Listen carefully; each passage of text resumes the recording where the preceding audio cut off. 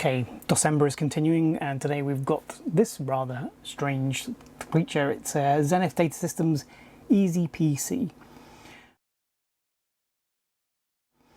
Now, I didn't even know these existed, and I certainly didn't know they were sold retail in the UK, but I think this is a UK model provided by a company called Kalamazoo, which was a UK IT company. But basically, it's a very odd little machine from 1987. So to give you some context, XTs were still available, 286s were available, 386s were available too at the high end. The other thing that's probably most important about that time period is that in the UK, that's when the Amstrad PC1512 and 1640 were available. And in some ways, this is very similar to a base spec 1512. It's an all-in-one unit in the sense that the monitor is physically attached to the base unit. It does tilt and swivel, and in fact, this particular swivel is broken, but it does still work, I think, to an extent. And so it's all kind of in box. It's quite small footprint, small top to bottom. It's got a monochrome screen like the basic 1512 has, and it's got 512K of memory, just like the 1512 had, and it was on market at the same time. But the base spec of this, I haven't found a UK price yet, but in the US, the base spec of this was $999 for the monochrome screen and a single floppy disk drive. That's roughly around £800. A base spec PC1512 in the same year was £399 plus VAT, so you're probably looking about £460-ish. So there's quite a big price difference between this and the PC1512, which is maybe why I didn't even know this existed. This has never been on my radar until this year. So it's a Turbo XT, it's running just over 7 megahertz, and I haven't been able to find an advert for this yet. I'm still looking through my old copies of PC World, but there is some information online. But interestingly, the Wikipedia page for this machine, which does exist and is actually fairly comprehensive, doesn't even have a photo of it. There is one other page I found that's useful, and this is a place called DOS Days, which is a UK-based kind of historical summary of computers, and that has got a page on the Eazy PC along with a couple of pictures. They don't know what the price was in the UK either, but it'd be interesting to try and find an advert. So there's not a lot of information around about this particular machine, and I suppose it probably didn't sell in very big numbers given that it wasn't particularly cheap. And you know, I don't remember it being promoted in the UK. It probably sold very well in other countries. So what does it do? It runs at 7.14 megahertz. You can switch that down to 4.77, I think. It would have come with DOS 3.21, Zenith's own specific one. And there were some upgrades available in a very limited way. It's kind of a bit Apple-esque in that way. There was only one monitor option. It was this monochrome CGA 14-inch. And it would have come with a Zenith branded XT style keyboard. I don't have one of those, unfortunately, but I do have an XT keyboard we can use with this. So let's have a look at it in a bit more detail. So it is a 14-inch black and white screen. Again, there's a sticker on the top, which I'll show you in a second, which says on no account use sprays, and there's a kind of a bit of a residue here in the top corner of some fabric. So I think this would have had one of those contrast enhancing fabric covers across the top, a bit like that IBM 286 we looked at a few weeks ago, but it's been removed. The system otherwise has got a few scratches and scrapes, but it's actually in not too bad condition apart from the broken. So it does tilt and zoom, but it's basically loose. It comes away, which is not supposed to happen. So it is going to need some work. We're not going to take it apart in today's video. We're basically just having a quick overview and see if it will boot. It's a bit grubby, but it's not too faded. There's a slight colour difference between these two surfaces here, but that's because this is plastic and this is metal. Let's have a look at the sides. So on the right side we have the floppy disk drive. In this case it's a single drive unit. You could get this with 2 floppy drives or a floppy drive and a hard disk. I'm not sure if this is the single floppy drive or the single floppy drive with hard disk option. On the monitor you've got a brightness and a contrast, and they're kind of interesting in that they're overlaid. So both buttons are in the same place, but one's got a bigger diameter than the other. And this strange diagram looks like it should be on the side of Voyager to explain how they work. So around the back we have the power in and an on-off physical switch, information leaflet, serial number presumably, And then we've got a printer port and a serial port. This is actually labelled mouse rather than serial though, interestingly. And then we've got this weird box on the back. This machine was not user serviceable in the sense that you could not open this up and install Eazy cards like you could on a 1512. On the back here, there's a connector into which you can plug these boxes. You can only plug one box, and several different boxes were available. There was a RAM upgrade on a modem, and then there was a third one which I can't remember which one it was. But this one looks like it's got the RAM upgrade on the modem attached to its screen with these little thumb screws here. The left side is pretty basic. Nothing on the monitor, nothing here apart from the XT keyboard input. You can just see here the extra serial port that's associated with the modem. So looking a bit more at this expansion box, it's a metal box held in with two thumb screws. This is the model number Eazy A15, so we need to check what that is exactly. I think it is the RAM upgrade, and this extra serial port makes me think it's got the modem in, but I don't know for certain. We should definitely check that. Hasn't got a manufacturing date on it. This is the information leaflet on the back of the sticker. This does have a manufacturing date on it, October 1997. I don't think this could have been on sale for very long, this particular model. It just seems a little bit too compromised. I can see why it might be useful in education, where it's kind of like a all-in-one, like a kind of the original iMac. Like the original Mac. Maybe that's what they were going for. All right, we have power. We have an XT keyboard plugged in. Let's switch it on, see what happens.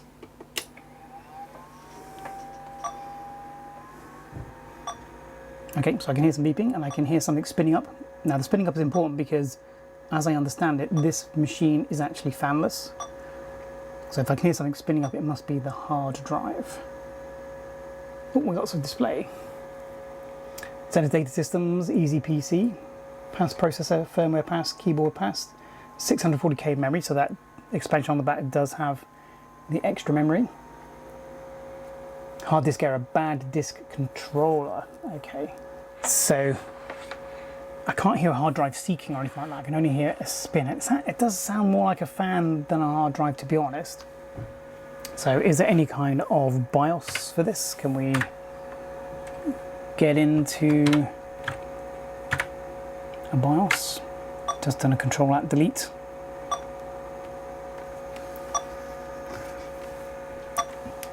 There's a little indicator here underneath the screen actually. One's got power and the other one says drive.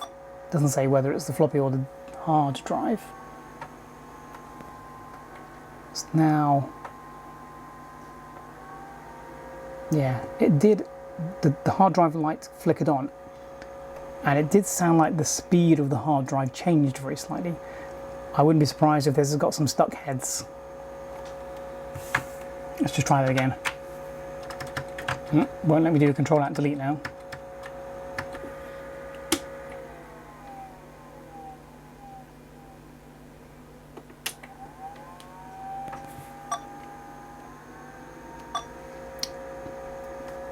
I'm not sure what the beeping is.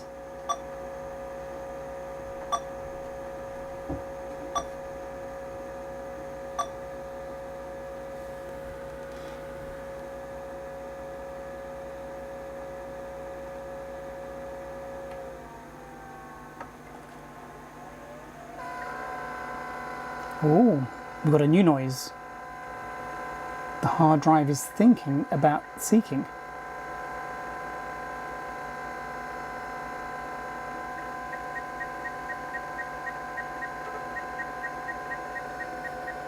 Don't know how much you can hear that.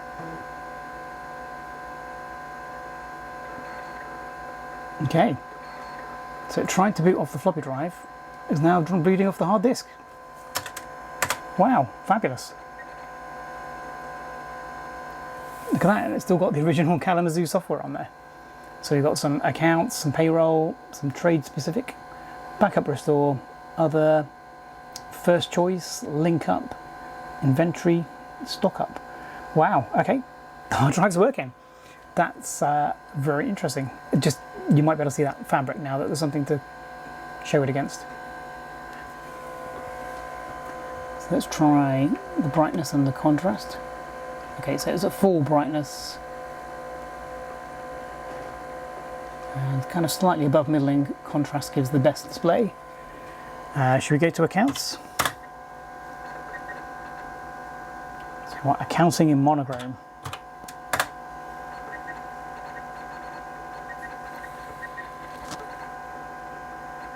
Okay, well after that initial failure, things are actually starting to improve.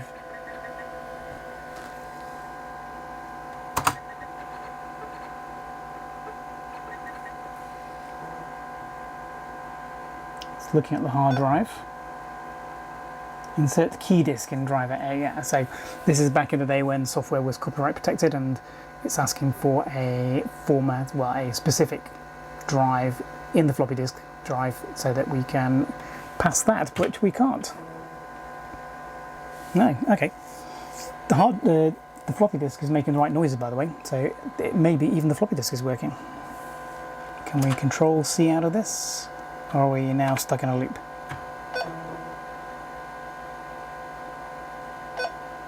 Nope, no graceful exit from that, so we're going to have to control out delete.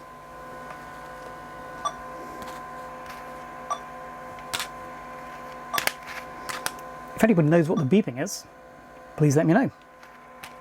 So I think we're going to have the problem with all of the specific software, but let's have a look at other, see if there's any utilities in here that might be used.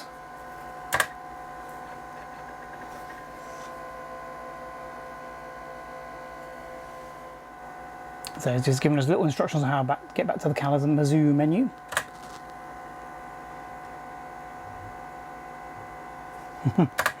So in fact that was just an advert for other things that Kalamazoo sell. Link up, I'm guessing, is some kind of modem remote thing.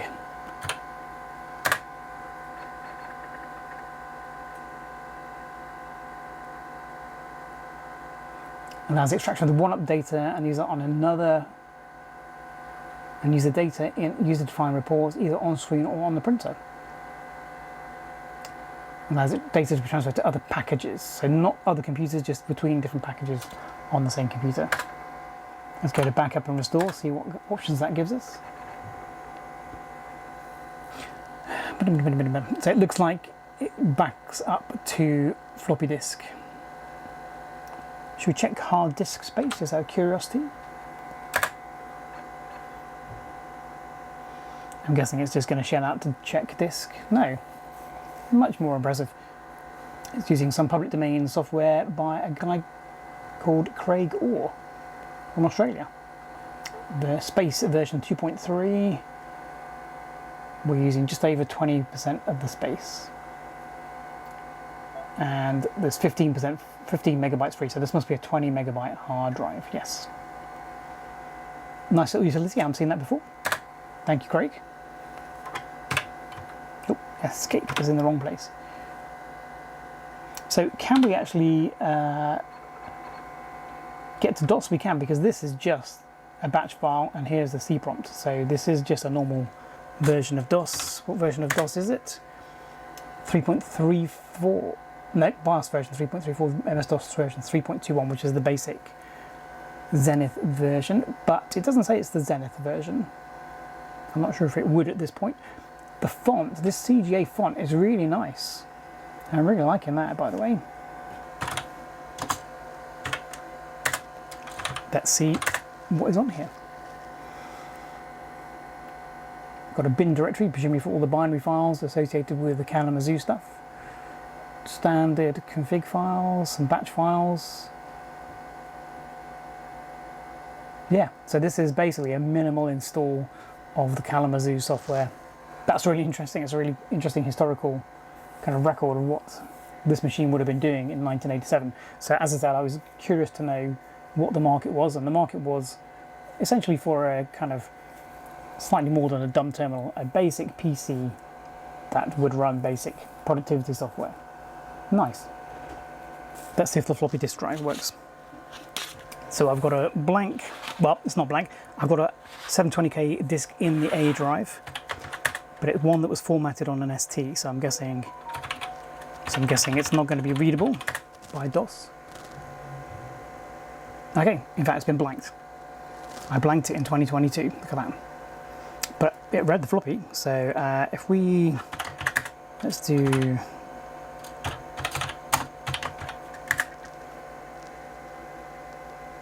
yep, certainly recognising it correctly. Let's format it with some operating system, just to make a quick backup. So this is a Zenith specific version of format. And would you look at that? It's working. The floppy disk, the drive indicator is on for the floppy disk as well as the hard disk. I am really surprised that hard disk is working as well as it is from 1987. It obviously had a little bit of a stiff bearing at the beginning, or a stiff head, but it is now working.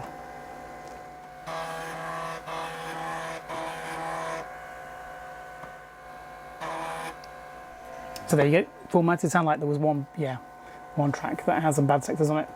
Do I want to format another? No. So this is too early for things like Microsoft Diagnostics. Let's run fdisk and oops. Fdisk is not working, so is that because it's not on the path? So it may be that Kalamazoo have removed fdisk, so you can't mess up your hard disk. What does real-time clock do? As if we can't guess. No real-time clock found. Ooh, interesting. So does this not have a real-time clock? Does that mean it doesn't have essentially a CMOS and a CMOS battery? Interesting. Kalamazoo backup. Space, was that hard disk one we looked at? Part, is that a partition manager? Part, Zenith data system. Yeah, so instead of fdisk, Zenith have their own partition software. Do not use part until you have transferred copies of that's because we don't know how that works. Let's not do that for now. Let's see what else is in here that's useful. Prep, that might be some kind of preparing the hard disk after you partitioned it, maybe, or it might be to do with the Kalamazoo software. What's FC? File compare? Maybe not. Maybe it's got file 1 and file 2. I think it's a file compare. Lib zcom.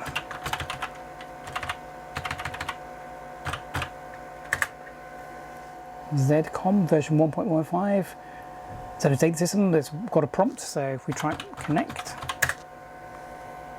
yeah. So this is some kind of terminal for dialing using the modem in that accessory. Let's quit this because we don't know how to use that. And I think that was everything for the executables. Let's try manager. Ah, the MS-DOS manager, nice. How do we change to a different directory?